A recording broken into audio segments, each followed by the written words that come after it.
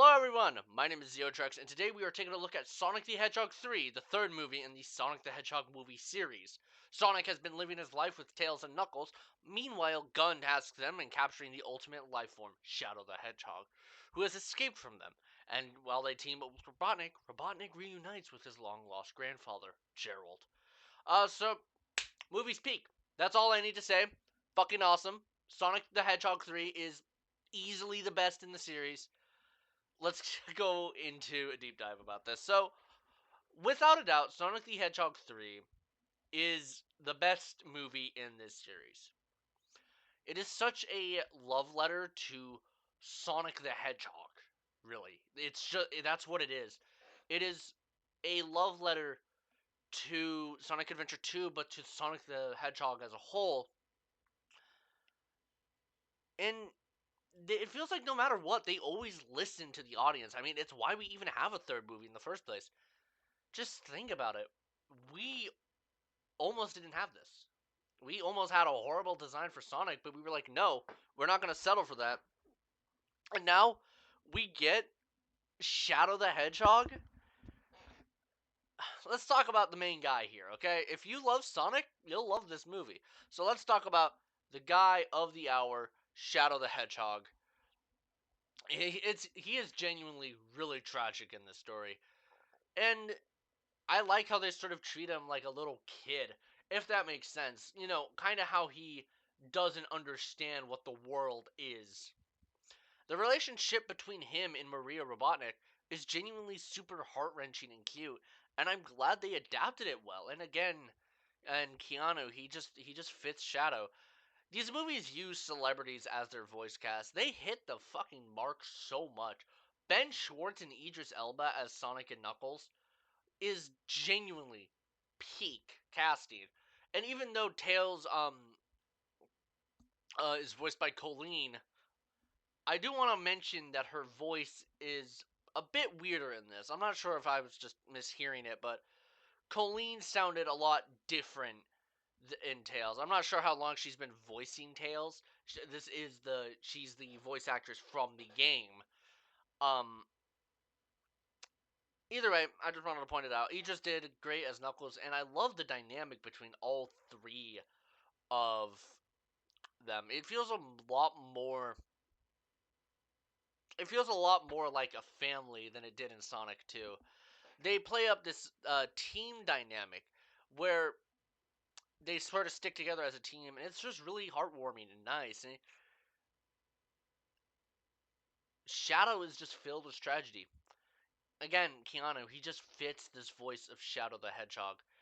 He has limited speech. He doesn't really talk much. He's kind of quiet, and but when he needs to be intimidating, he can be intimidating. I think this movie um did Shadow justice, honestly. And he looks great in the movie. Sonic 2 repurposed the Supersonic model for this. So here he has a completely different model, and it just looks great. I love how they translate these designs into live action.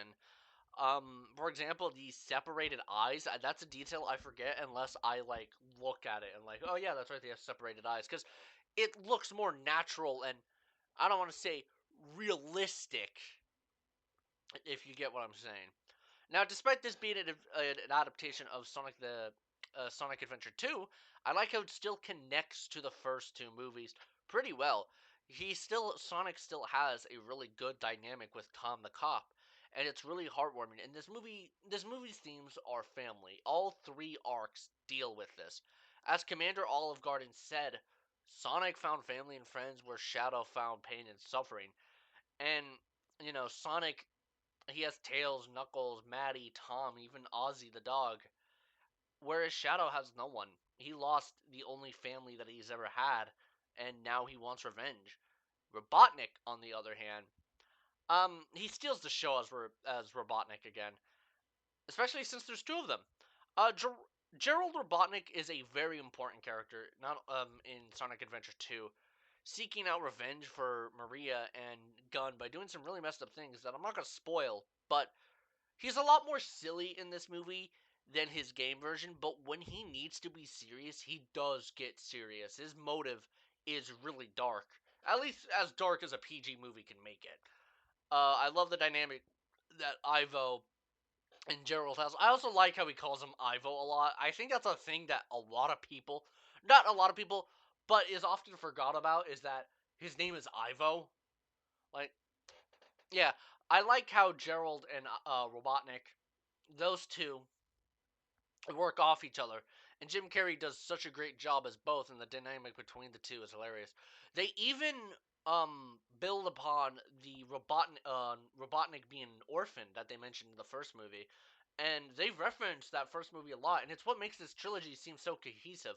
Because imagine if the first two were like connected, like really intertwined as movies, and then the third one was just let's do Sonic Adventure 2 and just forget the other two. I like how even though it's Sonic Adventure 2, it's also Sonic the Hedgehog 3, if that makes sense. And I went into this movie with high expectations. Let me just say, that fucking third act, that final act, I nearly cried. It is such a heart wrenching and heartwarming and just, oh my god, it is Sonic. It's Sonic the Hedgehog. The first movie was a movie with Sonic in it. You know, it wasn't too special, but it served its purpose to introduce us to this world. Sonic the Hedgehog 2 intertwined a whole lot more of the Sonic mythos and lore and all that. And Sonic the Hedgehog 3, it's it's fucking Sonic, man. It's Sonic the Hedgehog. I do when we hated that first design, um we okay, when we hated that first design, they listened. When we wanted more Sonic characters, they listened. So I'm expecting Sonic 4 to be perfect at this rate. And I only have a few complaints. Now, I do want to mention Jeff Fowler is the director of these movies. He co-wrote and I think designed, he co-wrote the Shadow the Hedgehog video game. So I'm glad they got him here for that. But I do want to talk about some complaints about the movie. Pacing. Sonic the Hedgehog 2's biggest issue with pacing was that it was too slow. Meanwhile, Sonic the Hedgehog 3's biggest issue is that it's too fast, at least in the beginning. We instantly just go right into the action, which I appreciate, but, and I think it does definitely take its time and kind of um, move at a much consistent pace later on. It's just, it leaves a lot of elements in the beginning and first act of the movie kind of rushed, and some certain elements feel a bit like not tacked on, but not explored as well. I still like the Maria and Shadow backstory, but they could have definitely expanded it a bit longer and kind of go more in depth about it. But I think what they did here was fine enough, was good enough, perfect. Um, there's this gun agent, Rockwell, who's played by Christian Ritter, who sort of shows up at points and then just leaves the movie. I just feel like she could have been done with her more. Anyways, Sonic the Hedgehog 3 is just a perfect video game adaptation. It's not only the best Sonic movie, it's probably one of the best video game movies of all time, which is not a high standard.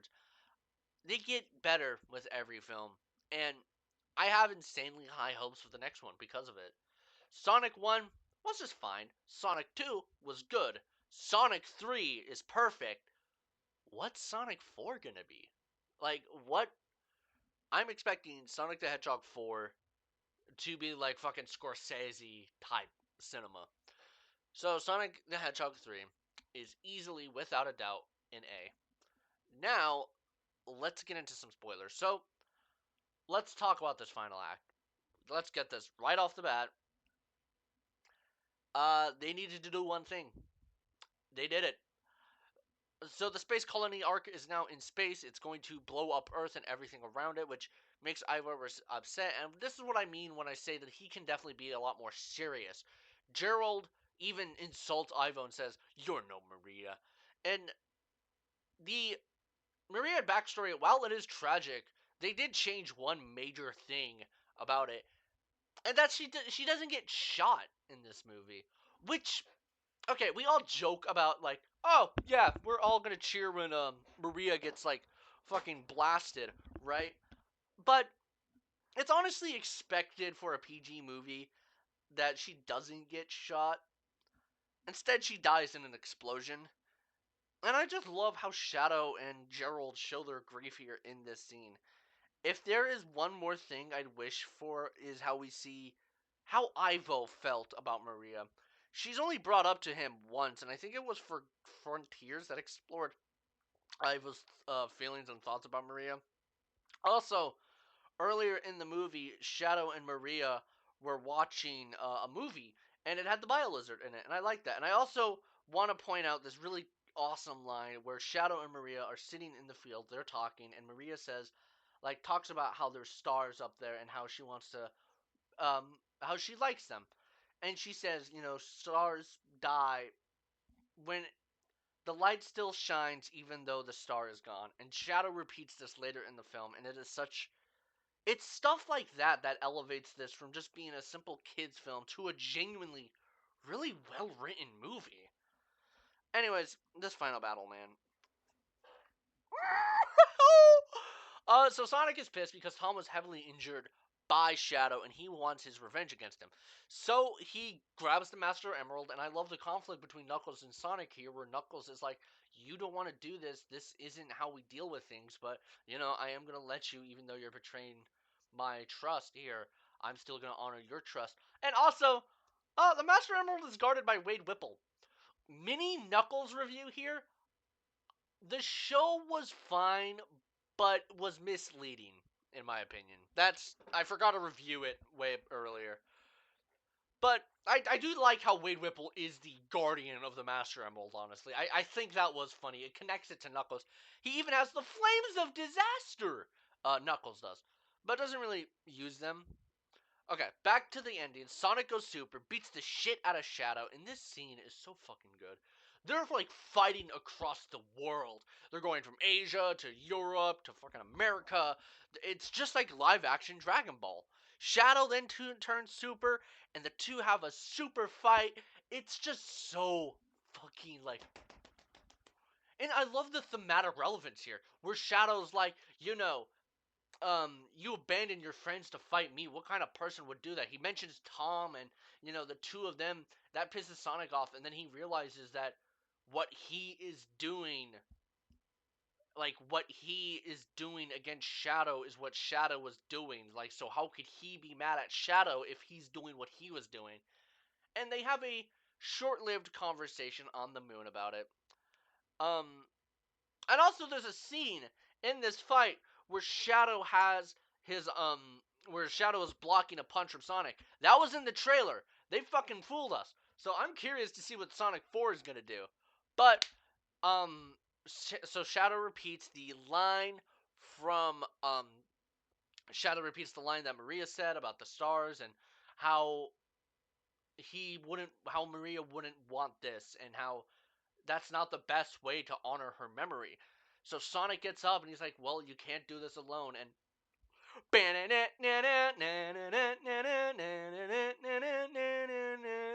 they did the thing. They did the one fucking thing we asked for. And that was play Live and Learn in the final battle. It's short, yes, but it's perfect. I started fucking hyperventilating right there in the theater when I heard Live and Learn start playing. Earlier in the movie, Maria was playing Live and Learn. They used it heavily in the marketing for this movie. And we were all still kind of worried whether or not they would play Live and Learn, because these movies do have a track record of not using the video game music. But here, it is fucking Crush 40. It's a cover of Crush 40. Live and Learn, made for this movie specifically. The two dap up, they go super, and they fight in space, and oh my god, the battle that inflicts here is so awesome. They fight a bunch of gun drones and all that. It's intercut with this scene of Robotnik and Gerald fighting.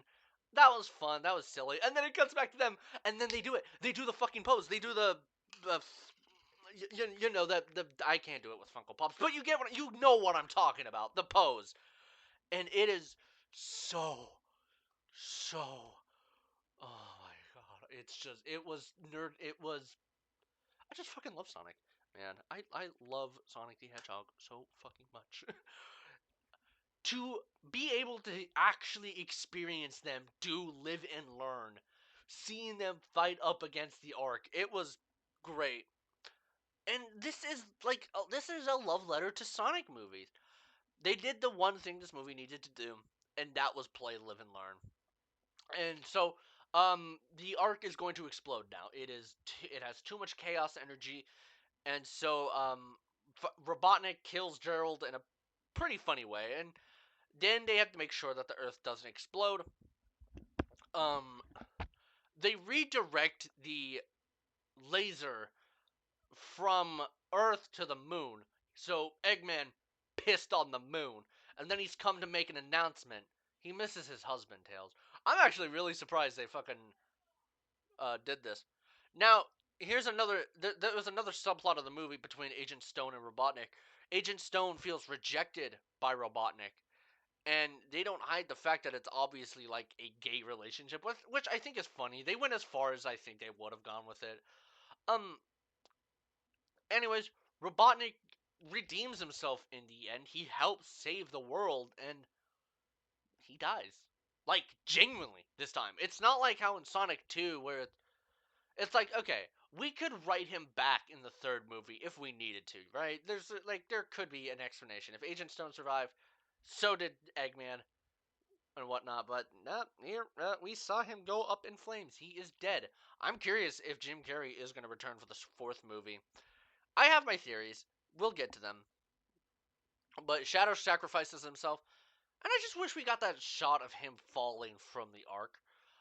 Either way, this final act was so goddamn good. And I wanted to mention a few other things about this movie before we get into the post credits.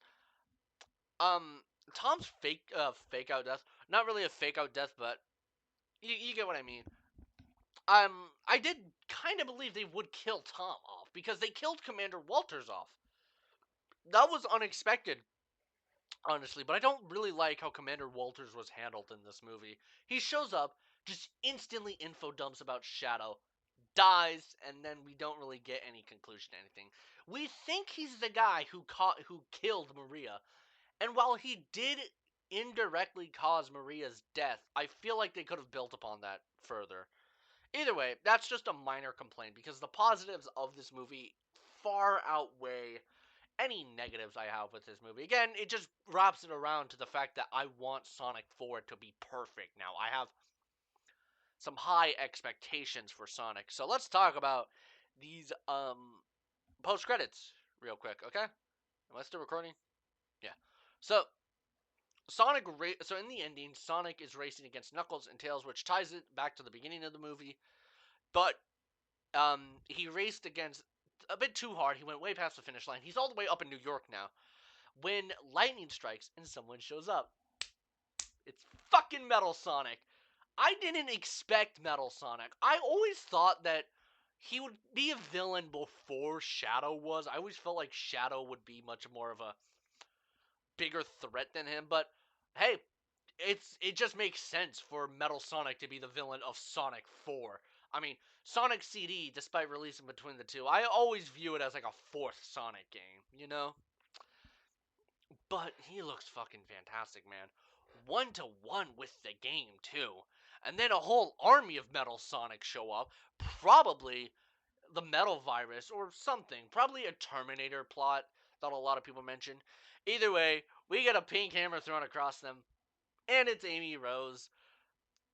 And that's just how it ends. There is a second post credits that confirms Shadow the Hedgehog is alive, which I think is obvious. They're gonna want to use that character more. But let's talk about Sonic 4 for a minute. So, Sonic CD is obviously going to be the basis of this movie, with Amy and Metal Sonic being focal parts of it. With Shadow surviving, though, I think they could do Sonic Heroes. I think they could do Sonic Heroes and introduce like Rogue the Bat or Omega or Big and Cream, because Metal Sonic is also a villain in that game. But with time travel being involved with Sonic CD, it makes me think there is a way that they could cracking my neck that they could bring back Robotnik in this way, because they could bring him back from the past. I'm just really curious about how Metal Sonic is existing right now. Is he from the past? Is he no no is he made from the quills that Sonic would give to Robotnik? Another thing I hope for Sonic 4 is Amy and Sonic's dynamic. I grew up with the version of Amy who's like, Sonic, please marry me! Sonic! Sonic! I'm not a huge fan of how she's written now because they're trying to redo her character to where she's not like that because fans were complaining that she was a stalker. And I'm just sorry, this is a cartoon series. It's goofy and upplayed like this. Like, yeah, the games can get pretty serious at times, but also it's a cartoon setting with cartoon characters.